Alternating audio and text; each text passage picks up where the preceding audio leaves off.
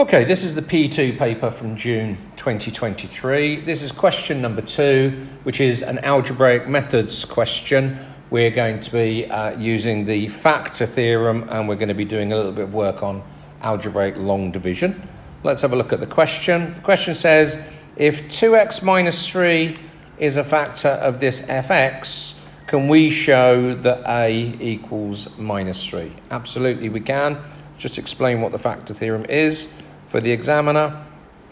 And it's that if 2x minus 3 is a factor, then f of 3 over 2 is going to equal 0. Let me just show you where 3 over 2 comes from.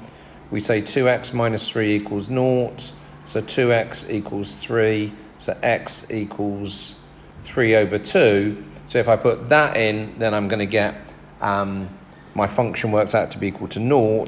So what is f of 3 over 2? F of 3 over 2 works out to be 4 lots of 3 over 2 cubed minus 8 lots of 3 over 2 squared plus 5 lots of 3 over 2 plus a works out to be equal to 0. So that's going to work out to be a equals minus 3. Maybe just chuck one more line in simply because we're doing a proof. So that's 27 over 2. That bit's 18 and that bit's 15 over 2 plus a equals 0. But I think we're safe there to then say that that simplifies down to a equals minus 3.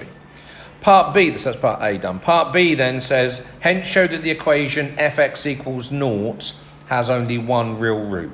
Well, fx equals 0 is going to be that equals 0, which is going to be 2x minus 3 multiplied by some quadratic is equal to 0.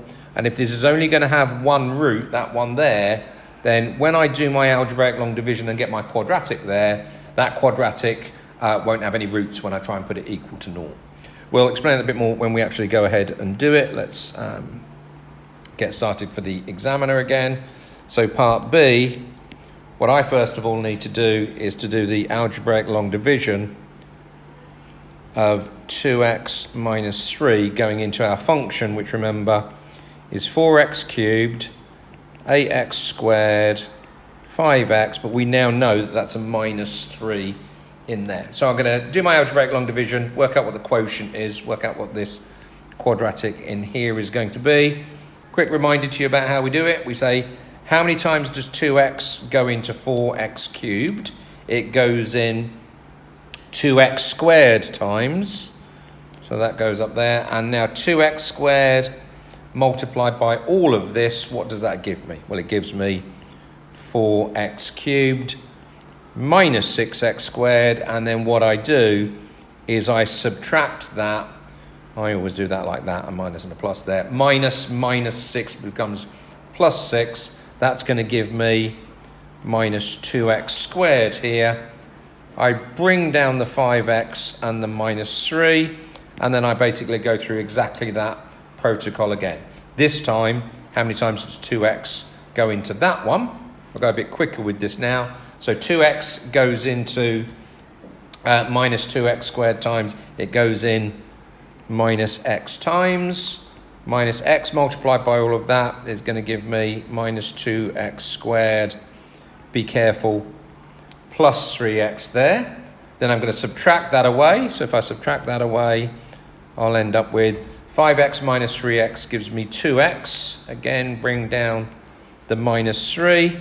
And for the last time, now how many times does 2x go into that one there? But this time it should be goes one time. It should actually be that when I do the subtraction, we end up with 0 as my remainder, which shows that it is a factor. But more importantly, what that shows me is that 4x cubed minus 8x squared plus 5x minus 3 is equal to 2x minus 3 multiplied by 2x squared minus x plus 1. Now, if I want to know that this thing equals 0, which I am going to do, if that thing is equal to 0, then, well, that's the same as this thing equals 0. Now, what they're telling me is that there's only one solution to this one. And if there's one solution to this one, then this quadratic can't have any solutions. So let's just check. So 2x minus 3 equals 0, x equals 3 over 2. That's one solution. But on the other side, we get 2x squared minus x plus 1 equals 0. So you can either solve it by using the quadratic formula, or you can just jump straight to b squared minus 4ac. What does b squared minus 4ac work out to be? Remember, that's when this is a, this is b, this is c, the constants in the quadratic. So b squared minus 4ac is going to work out to be minus 1 squared minus 4 lots of 2 lots of 1 there. Well, that works out to be minus 7. So if it's minus 7, then there are therefore no solutions to the quadratic. If b squared minus 4ac is negative, we get no solutions, so only one root then. So we've got only one root, which is the one that we had there of x equals 3 over 2. Okay, so not too long a question, and hopefully